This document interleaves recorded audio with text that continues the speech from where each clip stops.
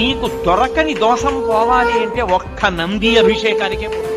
అది ఎప్పుడో తెలిసా, ఎప్పుడు పడితే అప్పుడు చేయడానికి వీల్లేదు. త్రయోదశి నాటి సాయంకాలం శివాలయంలో శివలింగానికి పొద్దున్న అభిషేకం అయిపోతుంది కాబట్టి అలంకారం చేసేసి నంది మూర్తిని అంతటినీ కడిగి అలంకారం చేసి చందనం బొట్టి బొట్టు పెట్టి నందీశ్వరుడికి శివలింగానికి ఏకకాలంలో హారతిత్తితే సమస్త దోషములు ఉపశాంతి పొందుతాయి.